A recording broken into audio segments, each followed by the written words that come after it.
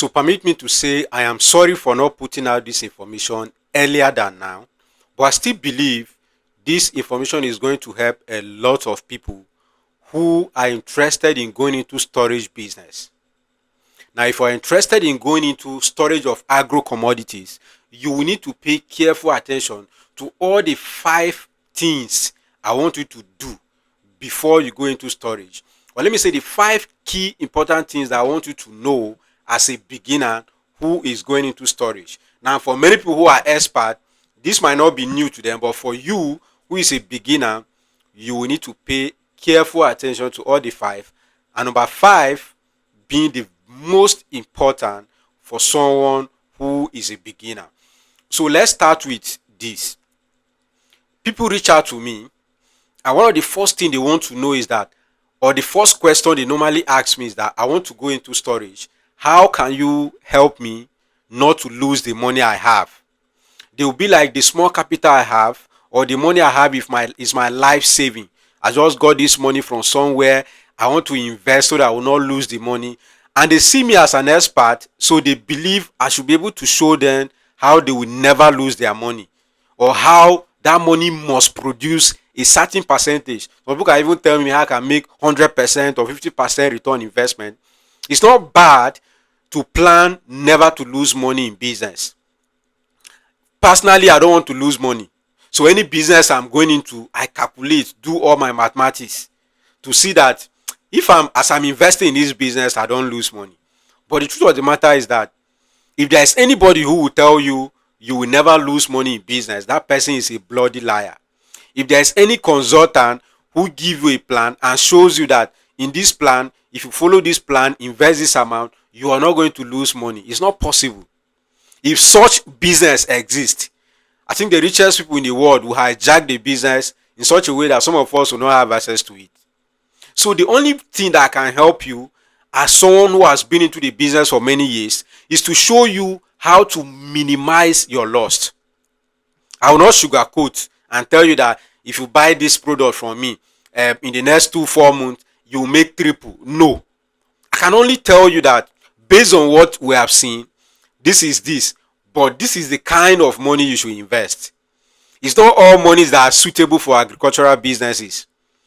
And in fact, it's not all money that are suitable for any business. There are many businesses that when you take funds to, you will know that you're taking a global risk that can even damage your life. So in this video, I want us to go straight to the point. I have 5 points here, or 5 key things I've noted that many beginner farmers or people who are going into storage miss. And I don't want you to miss it. So if this video is what you have been searching for and you believe you are going to get value from this video, all you have to do for me is to subscribe to this channel, stay connected, and watch this video to the end. And it will also be very good if you share this video so it could help other people who wants to invest in agriculture. Now, what is the first thing you need to do? Buy at the right time. Buy that commodity that you want to store at the right time. I made a post on Facebook and I highlighted that if you want to go into storage business, number 1, don't borrow money to go into it. Don't use the money that is meant for your house rent to buy any agro commodity. Don't use the money that maybe your spouse give you to buy food and invest in agriculture or storage business. And once someone commented that, but you didn't say it quick now. Another person said, but I remember when you advised us to buy pepper and store. So when I saw that, I was like, so you bought the pepper and store and you are now in loss. The person is yet to reply. But the truth of the matter is that when I made that post and I was advising people to go into storage of pepper, it was around December, January, that is of 2025. As at that time, pepper was not that expensive. Remember, they start harvesting pepper anything September, November, October season. So during that time, pepper was not that costly. So it was still a perfect time for anybody to buy. And people who bought as at that time, they can't tell me they are in loss. I'm also going to explain another part where they might be. So if you want to go into any agricultural commodity, you have to settle down and know the harvest season of that commodity. That will help you to know the best time to buy such a commodity. So let's assume you want to go into chili pepper storage business. If you buy chili pepper now and your idea is to store and resell at a profit, you'll be at a loss. Why? This is not the harvest season for chili. If anybody that you're buying this pepper from is either someone who bought and store, or it is someone, basically it's someone who bought and store, because I would have loved to say someone who did a dry season farming, but there are not much. There are not many in Nigeria who are doing dry season farming for storage. So if you see fresh chili today, it means someone did a dry season, irrigated the farm, and that person can have fresh. And that person will not even sell cheap for you, because he will know that the demand for fresh chili will be very high. So he will sell to you very high. And if you store such pepper, when do you intend to sell? You sell at a loss. You are definitely going to sell at a loss. So you have to know currently what is in season. This is a season for melon, that is egusi. This is a season for groundnut. This is a season for shea nut. Many people don't know what is called shea nut. This is season for ogbono, storage business. This is season for what again? Very few agricultural commodities are in season now. So storage business is very, very, very, very risky now until you know what you're doing. So don't just jump into buying. Buy at the right time. When you buy at the wrong time, nothing will save you from making profit. You will make loss.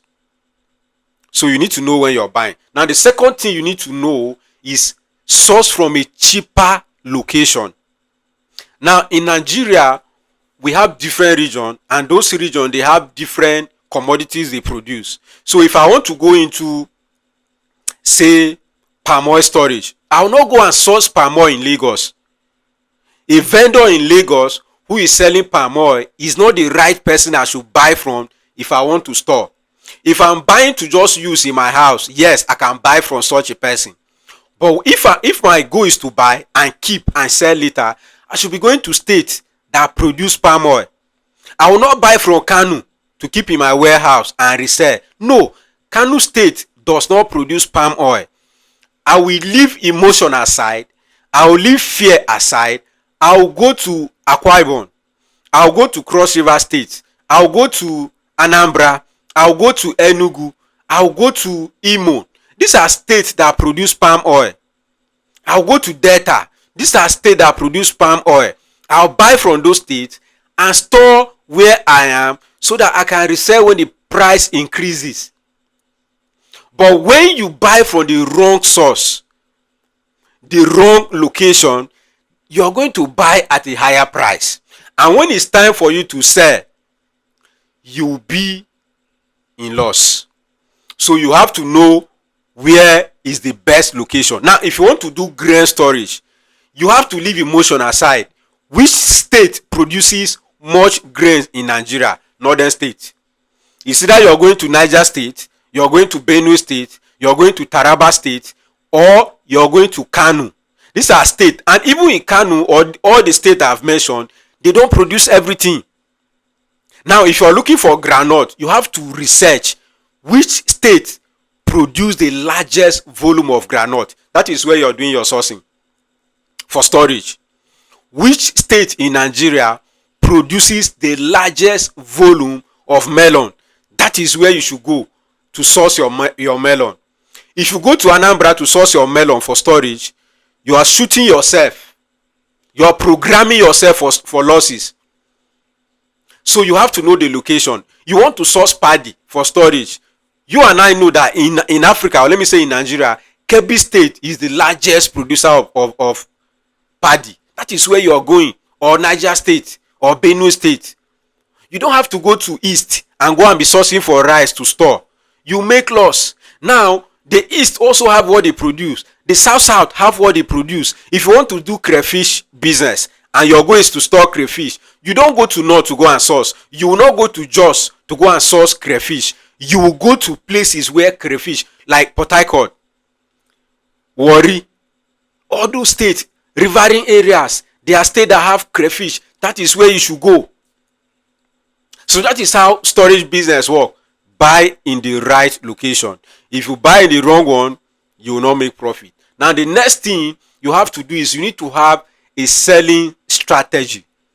How do you intend to sell these goods that you're buying for storage? Now many people reach out to me recently. They tell me, I have 1,000 tons of this, I have 100,000 tons of this, can you help me to sell? It clearly shows that when they were buying, they didn't research enough about how they are going to sell these commodities. Now this is where many people reach out to me. They ask me questions like, if I buy now, when will I sell? I tell them there is no fixed time for you to sell. Have a strategy. Okay, I'm buying 100 bags of ogbono. How am I going to sell this ogbono?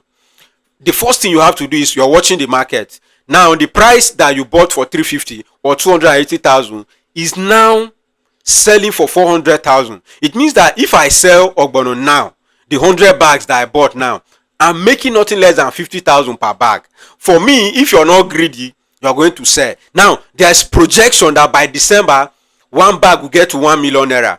So why not reduce maybe 50 bags and sell? That is your selling strategy. Your planning.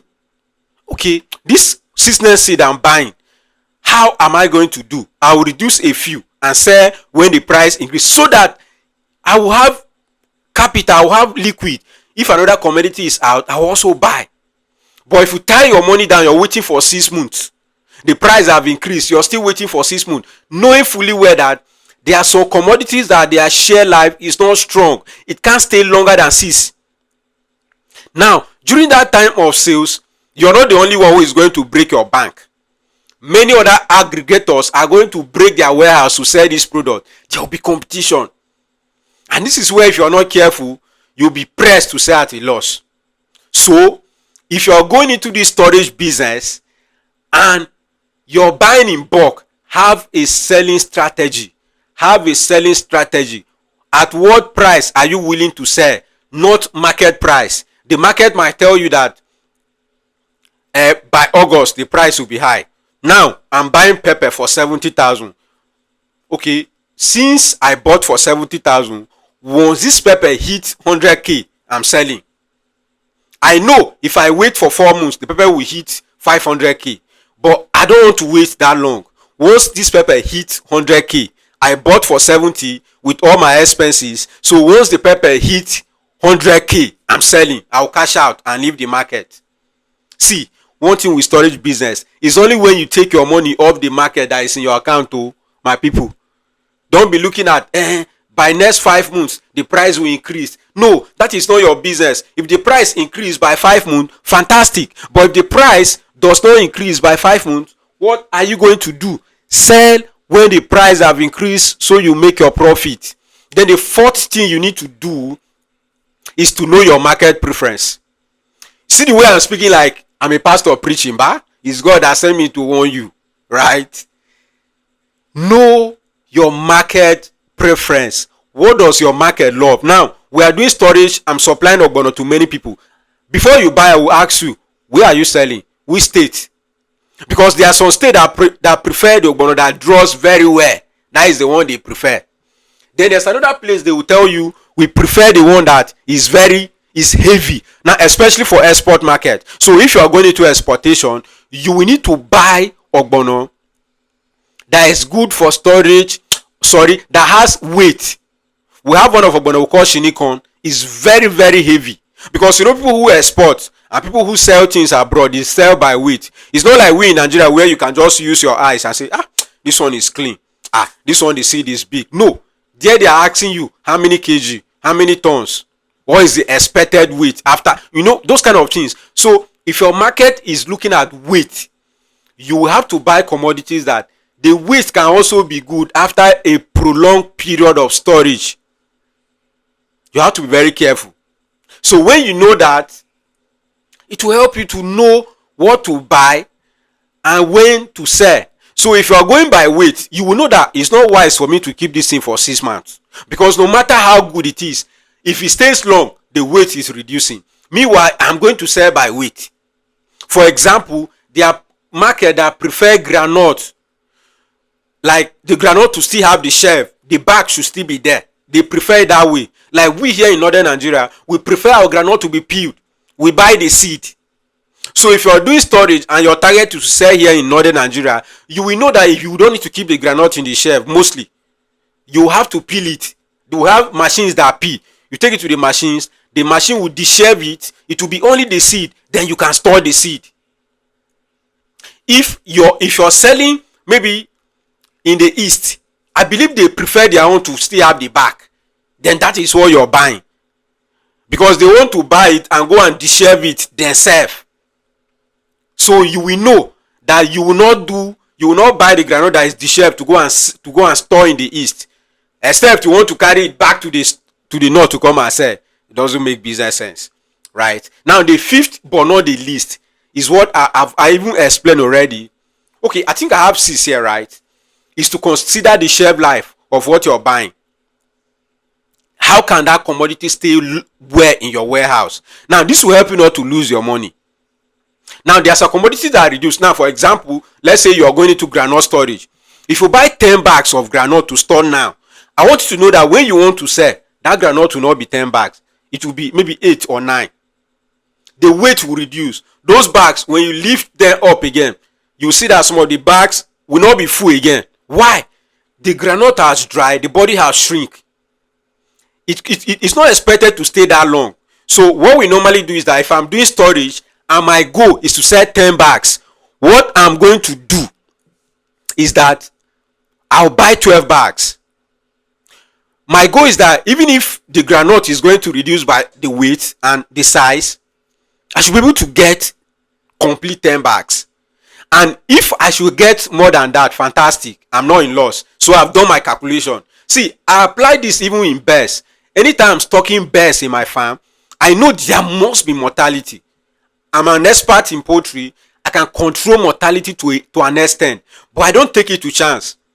If my goal is to set 1,000 bears, I buy 1,004 or 1,005. But all my calculation I'm doing calculation by 1,000. I'm seeing that the extra things that will remain from the 500 is my jara, is my profit. So that is how to calculate this business. Don't just be emotional. You need to know how long that product can stay in your warehouse. There are some commodities like ginger. You can't store ginger for 1 year, for crying out loud. You can store things like seasoning seed for 1 year. You can store things like maybe dry cassava chip for 1 year. You can store things like groundnut. Even groundnut at 1 year, the oil quality will reduce. You can store things like zobo leaf, hibiscus. You can store it for 1 year. You can store things like palm oil for 1 year, especially if it is high quality. You can store things like honey for 10 years. You know, honey can stay for 2,000 years. Can you see it now? So these are commodities. You have to settle down, do your research. This ogbono that I'm buying, how long can this ogbono stay without getting bad? Ogbono can stay for 1 year for sun. It can stay for 1 year. So you need to know the shelf life of what you're buying. Now, the last but not the least, which is the 6th point or the 6th key that you need to have or know. Sell at the right time. Which I've explained before. Sell at the right time. The right time is the right time for you. Not the right time for the market.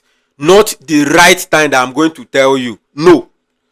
When you're buying, my goal is that let me make minimum of 30% from this ogbono that I'm buying. So when the price hits, sell out. So this video is very important. If you're not doing storage, you don't have any business here. But if you're doing storage and you jump this thing I'm explaining to you, you cry. Because you buy without knowing when to sell.